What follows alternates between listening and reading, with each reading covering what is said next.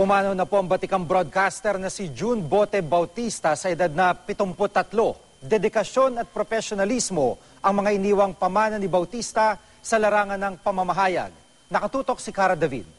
Bob Simon and his crew today said they were beaten with canes by Iraqi intelligence officers. Nakatatandang kapatid kung ituring ng kanyang mga katrabaho si Augurio Camo Jr. o mas kilala bilang June Bote Bautista, batikang TV broadcaster. Isinilang siya noong January 8, 1939. July 1, 1974, sa edad na 35, sinimulan ni June Bautista ang kanyang karera sa GMA Network. Itunuturing siyang isa sa mga pioneer ng kinikilala ngayong GMA News and Public Affairs. Pinaka-high-tech na namin once was when we got the two-way radio thing for communication, no cell phones.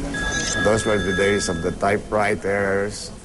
So we somehow were honed and trained and had no choice but to dictate stories through the phone. Sa mahigit 2 dekada niya sa industriya, napakaraming mahahalagang yugto sa ating kasaysayan ang kanyang na-cover.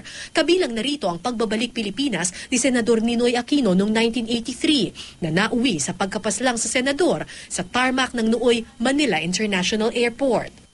Ano kami sa tarmac, waiting outside the airport until Doy Laurel came out shouting, Ninoy was shot, Ninoy was shot. Still we were not allowed kasi it was so grabe security. Pinapasok nga kami mga 2 hours later because he was shot at around 1 p.m. Mga 3 p.m. napuwersa na silang magbigay ng press con. Mga istorya sa politika ang karamihan din sa mga ibinalita ni June. Matagal-tagal din niyang naging beat ang Senado. Kahit batikan na sa larangan ng pagbabalita, hindi nagdadalawang isip si June na ibahagi sa mga baguhan ang kanyang nalalaman. Nagretiro siya sa GMA noong January 11, 1999. Pero tuloy pa rin ang paghihimay niya sa mga balita, naging kolumnista siya sa isang tabloid. Sa kanyang pagpanaw, iniwan ni June ang may bahay niyang si Minda at ang mga anak nilang sina Leo, Loida, Lulu at Liza Jane.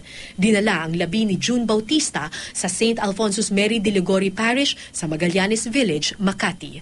Cara David, Nakatutok, 24 Oras.